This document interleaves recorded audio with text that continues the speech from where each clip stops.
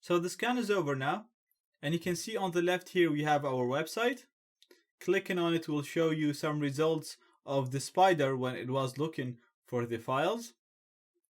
The very interesting part is the alerts here. Right here you can see all the vulnerabilities that have been discovered. On the left here you can see that we have 7 red flags, so these are the high priority alerts. We have 3 orange flags and 5 yellow flags and 0 blue. So these are organized in the order of their severity. Clicking on any of these categories will expand it and show the threats that have been found related to that threat. For example, clicking on the path traversal, you'll see all the URLs that can be exploited to read files from the server. Clicking on any of these, you'll see the HTTP request that was sent in order to discover this.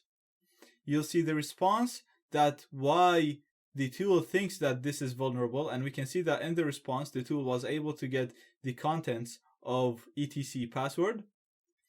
Right here you can see the URL that the tool used to exploit this vulnerability. And in here you can see a description of what the current vulnerability is and how it has been exploited. In here you can see the risk of it, so this is very high. You can see the confidence, so how confident the tool about the existence of this vulnerability.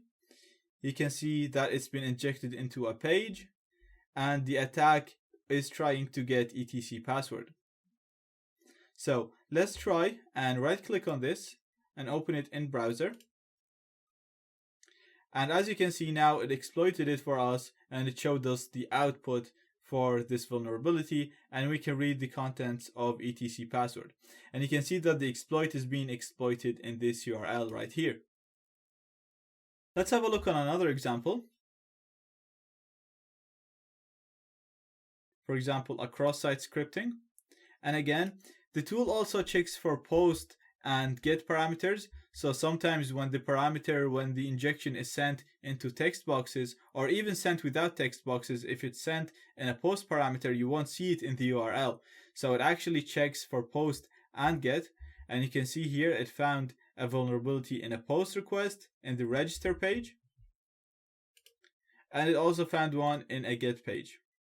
Again, right click and open in browser will execute it for us, and we can see the code has been executed. Again, we can have the URL of the execution right here if we wanted to use it with Beef or any other tools. And we can see it in here as well, the URL that's being used to exploit this vulnerability. Let's just have one more example of an SQL injection. Again, click on it. It will show you why it believes that there is an SQL injection here. It will show you the URL, and it will show you the attack that it used and 1 equals 1. And it's in the parameter password. And if you remember, we actually did exploit this parameter.